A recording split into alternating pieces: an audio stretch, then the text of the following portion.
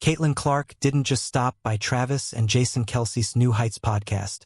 She took it over. Joining us today for a special edition of news is the 6-foot guard from Iowa. She's the all-time leading scorer in NCAA history, the first overall pick in the 2024 WNBA draft. She's a two-time WNBA All-Star, 2024 WNBA Rookie of the Year, the 2024 Time Magazine Athlete of the Year, and she is the first and now last guest of New Heights in the 2025 season. In one of her most revealing conversations yet, Caitlin Clark sits down on New Heights and opens up about everything fans have been waiting to hear. The truth behind her signature shoe, what it was really like coming back after a season derailed by injuries, how Team USA fits into her future, and why this next chapter of her career feels different. It's honest, it's funny, and at times it's surprisingly raw. This isn't just another athlete interview. It's Caitlin Clark pulling back the curtain. And once you hear what she shares, you'll understand why this conversation had everyone talking. Stick around because Caitlin will make a big announcement about her upcoming shoe. Are you excited for Caitlin's signature shoe? Let us know down in the comments below. Let's go. 92 enters. Please welcome back to the show, Caitlin Clark. I'm back. I'm honored. You guys brought me back on. I must have not have been too bad the first time, I guess. Permanent invite for Caitlin Clark. The Nike moment didn't arrive overnight. It was years in the making. When the conversation turns to her new campaign, she makes it clear this wasn't about a flashy ad or a quick headline. This was the start of something much bigger, a signal that her relationship with Nike is entering a new chapter, one that stretches far beyond a single commercial and into a long-term vision. As she explains it, this rollout isn't the finish line. It's the runway for everything that's coming next, including the signature shoe fans have been waiting on. We're honored to be a part of your Nike launch, being a part of the commercial that is How's It Feel? How's it feel to finally have it all out there? And I know it was a long time coming. Definitely a long time coming. Like been in the works for quite some time, and obviously this is kind of launching like a whole year where my shoe eventually will come out. I'm wearing it on the court this coming season. So nice. That's probably what I'm most excited for. But like just getting the people more excited with the logo, and obviously already have some merch out which you're proudly rocking, which I appreciate.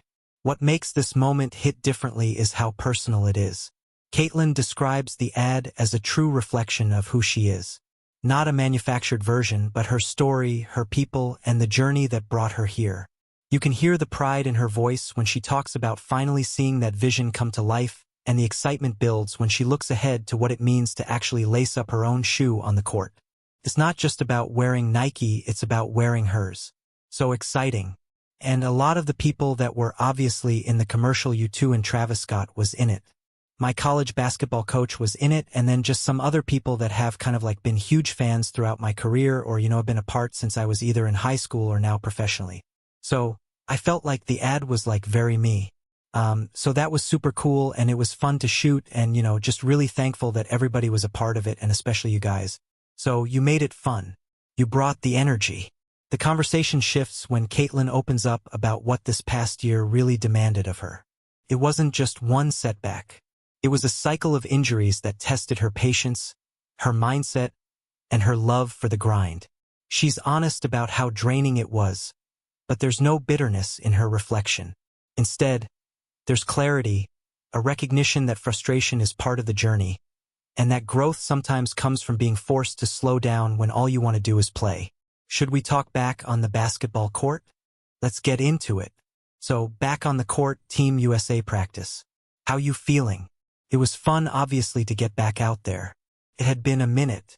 So, it was just obviously a long and tough year of reoccurring injuries, and you guys know how that goes. When you get one nagging thing, it kind of leads to another. So, it wasn't obviously how I envisioned it, and it stunk, but we still kind of found a way, our team, we had 6 of our players go down with injuries. It was unreal, and we still had a great year. Made it to the semifinals, and yeah, we were a game away from the finals, and so that was pretty impressive considering kind of what we went through. What grounds her perspective is the bigger picture. Caitlin points to what the Indiana Fever endured together. A season where bodies dropped, rotations shifted, and adversity never let up. And yet they kept going. They stayed competitive. They stayed connected. When she talks about being just one game away from the finals, it reframes everything. The injuries didn't define the season. The resilience did. And in that moment, her comeback story isn't about sympathy or survival. It was a long process to just get back on the court, cause when you have the groins and the, quads and whatever you're dealing with, it's you don't run for a while. So it's weird learning to run again in a way.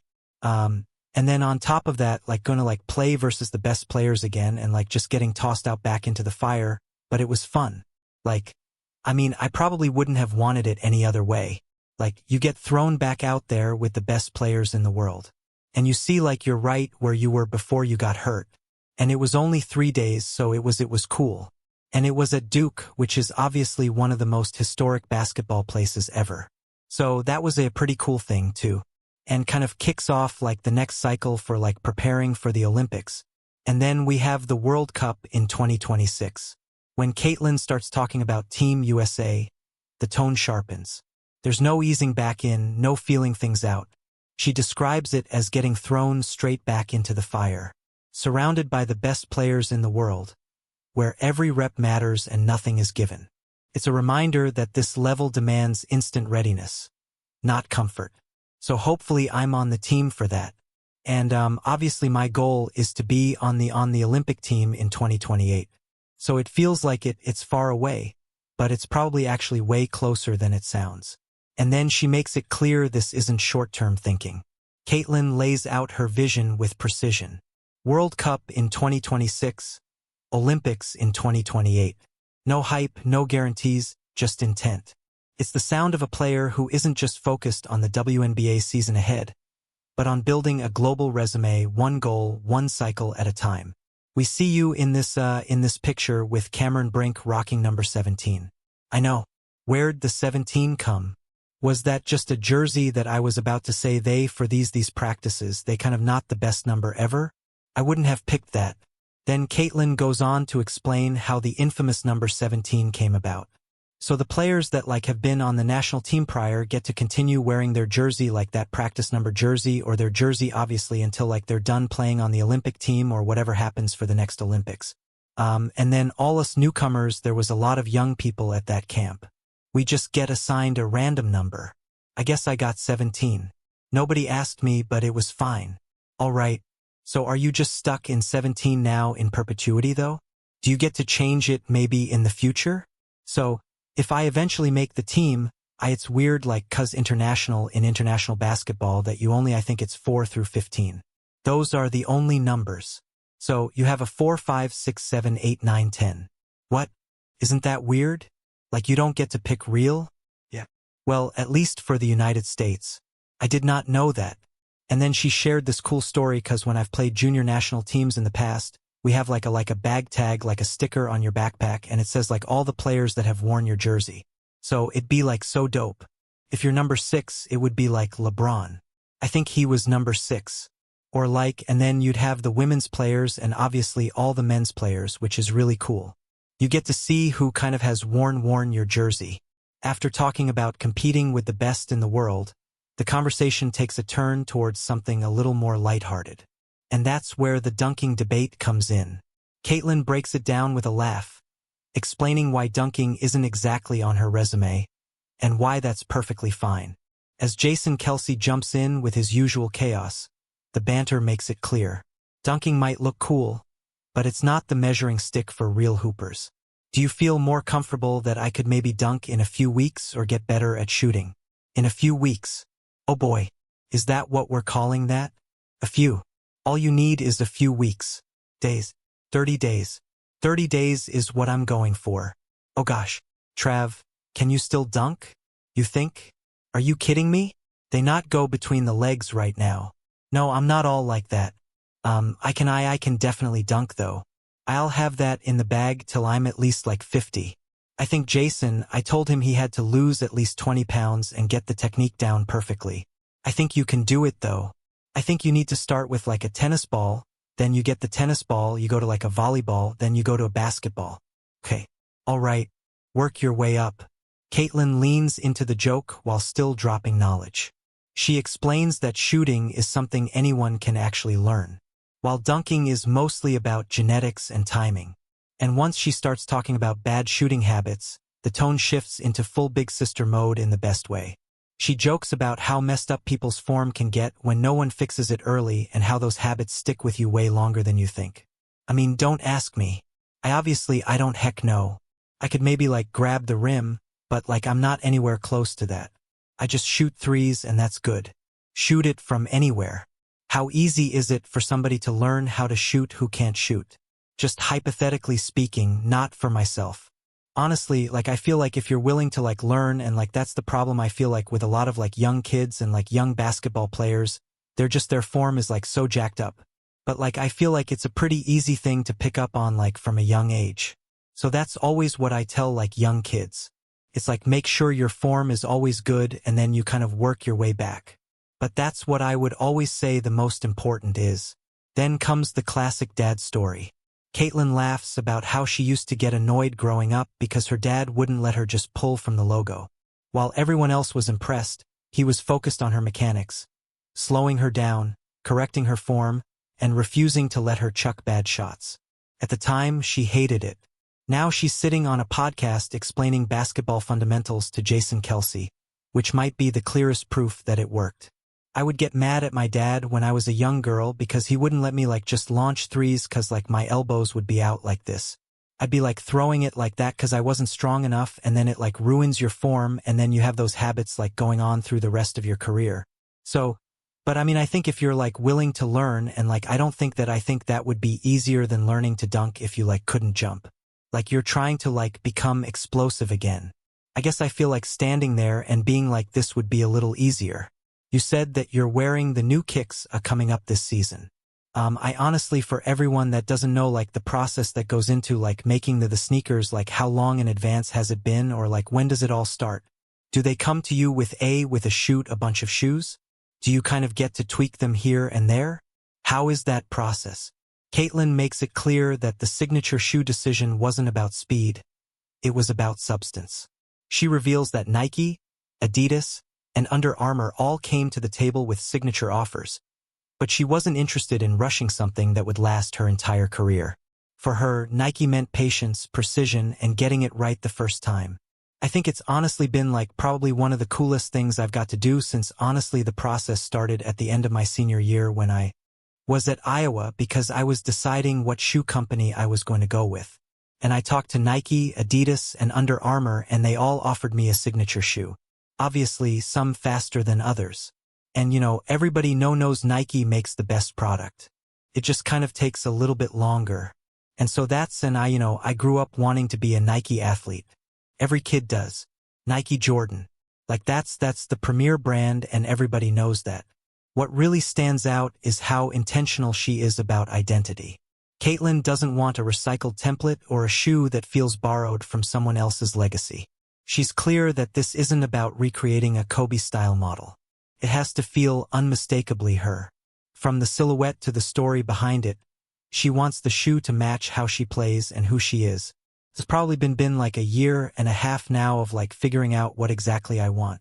And I think probably the most challenging part of it is you want it to be unique, but at the same time I have to be comfortable wearing it. So I think we kind of you kind of take what you're comfortable in. Obviously I play in a lot of Kobes, but I don't want it to be a Kobe. I want to be something very unique to me and a little bit different. And I think for myself, I kind of think about what's kind of been important to me when I think about shoes or sneakers. And I think just the chaseability of them, and you want a certain sneaker or you want a certain colorway. So I think that's going to be probably the most fun part. Okay, great. You have the mold of the shoe and what it is and the technology that's in it. But more so I think I'm more excited about making the certain colorways or collabing with certain brands or whatever it is. And it's not just about looks. She dives into the tech with the same attention to detail she brings to the court, explaining that performance matters just as much as aesthetics. The cushioning, the feel, the innovation, all of it has to serve the game. Were you super involved in that process as well? Yeah, for sure. And obviously I'm pretty picky about what I wear. I like a certain 2 Kobe models, so I knew whatever I was going to put in my own shoe, It need to be like the equivalent of that technology or even better. And it's going to be even better. I'm not going to say exactly what it is because I think it'll get people excited about, and I think even like the Chinese market, like I was talking to some people at Nike, like over in China, like they'll cut open the inside of the cobes and like show people the technology that's on the inside of the shoe because they're like, that means a lot to them. Like they want to know what they're getting out of the product, right? Wow. So I thought that was like really fascinating. Cut that open. That's crazy. So it better be made well. When she says the technology going into this shoe is something Nike's never done before, you realize this isn't branding talk. It's a hooper obsessing over every detail. And that's exactly why it matters. I know I need that technology everywhere. So that's honestly been a huge part of, the process and the creation of the shoe is like it being comfortable and exactly kind of what I need. And the technology that we're going to put into it isn't anything that they've ever put into a basketball shoe before. So I'm really excited about that. That's exciting. And when you step back and look at this interview as a whole, it becomes clear why Caitlin Clark continues to resonate far beyond the box score. This wasn't just about a shoe or an injury comeback or even basketball strategy. It was about mindset, about patience when things don't move fast, about caring deeply enough to do things the right way, about staying grounded while the world gets louder around you. Hey Caitlin, you're a pretty good basketball player, but you make it from here. Jason, show them how you make it rain from downtown. Can you hit it from here, Caitlin? Got to make your free throws from right here. Bet you can't do that, Caitlin. Anyone else?